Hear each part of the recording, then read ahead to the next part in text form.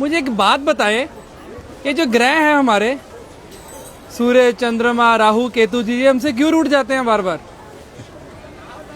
ये ग्रह किसके कारण प्राप्त हुए? नहीं पता, आप बताओ। शरीर से ही ना। जी। शरीर किससे प्राप्त हुआ? माता पिता से। माँ पिता से ना। माँ पिता कौन है? पिता सूर्य, माँ चंद्रमा। अच्छा। सारे ग्रहों की जो शक्ति है वो कहाँ से प्राप्त होती है? सूर्य से। जी। चंद्रमा से। जी। अब आप घर के ग्रहों को तो आप पूछ नहीं रहे और बाहर सोच रहे जा जाके सब ग्रह शांत हो जाएं, वहां पूजा करा लो, वहां पूजा करा लो, वहां पूजा करा लो। अरे कोई जरूरत नहीं किसी पूजा की।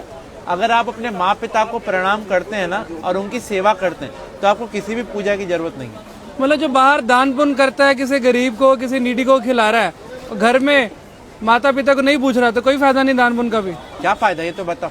और मंदिर गुरुद्वारे जाने का भी कोई फायदा कोई नहीं। फायदा नहीं। भाई सबसे पहले भगवान कौन है? माता पिता। जिसने अपने माँ पिता की सेवा कर ली उसने सब कुछ जीत लिया। अगर वो अपने माँ पिता की सेवा नहीं कर सकते तो उनका कोई भी दान व्यर्थ है। आज जो गणेश जी अग्रसर हैं, सबसे पहले उन्हीं की पूजा होती है। क्यों? उन्हें ब्रह्मांड के 3 चक्कर की जगह माँ पिता की परिक्रमा कर ली थी।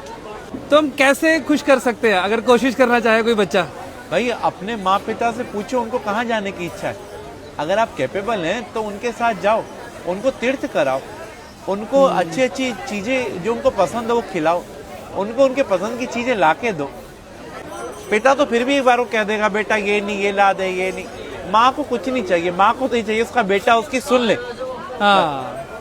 तो हम लोग अगर अपने माँ पिता के साथ समय बिताएंगे ना तो उनका अनुभव, और अनुभव से बड़ा कोई भी टीचर नहीं होता। और आज के टाइम में यही विपरीत हो रहे हैं सब। सास ससुर को और बहू को प्यार करते हैं, बेचारी माँ जिसने जन्म दिया उसे जयराम जी की कर देते हैं। जिसके कारण सास ससुर और बीवी मिली है, सब मिले, उसको हम भूल रहे हैं। उसको हम भूल रहे हैं। तो यही हमारे असली कर्म है, बस बाकी सब ढोंग है। हमारा तो कर्म ही सिर्फ अपने माँ पिता की सेवा है, अपने माँ पिता और गुरु। प्रातः काल उठकर रघुराई, माँ पितु गुरु चरण नवाई। भगवान राम भी सुबह उठते ही सबसे पहला काम यही करते थे।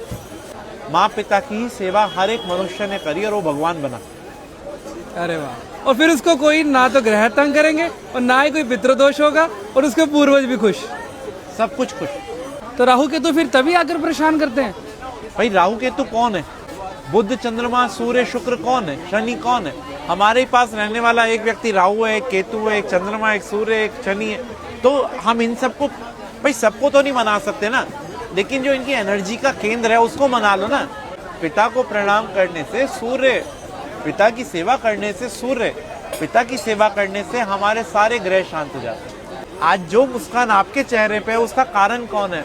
माता पिता ना। तो वही मुस्कान अगर उनके चेहरे पे आ रही है तो, और कारण आप हो, तो वाह, आपकी वाणी सौम्य होगी तो आपका बुध अच्छा है। आप अगर तेजवान है तो आपका सूर्य अच्छा है। आप अगर सौम्य है तो आपका चंद्रमा अच्छा है। आपकी पत्नी अच्छी मिल गई तो आपका शुक्र अच्छा है। अगर 5-7 गर्लफ्रेंड मिल गई तो और अच्छा है।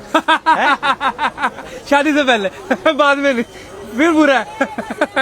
क्या बात है पंडित जी, आप जिस प्यार से और जिस इतनी आसानी के साथ समझा देते हैं ना, मतलब जो आज के भटके हुए समाज में आप जिस सही डायरेक्शन में डाल रहे हैं ना, मन खुश हो जाता है यहाँ पर आके।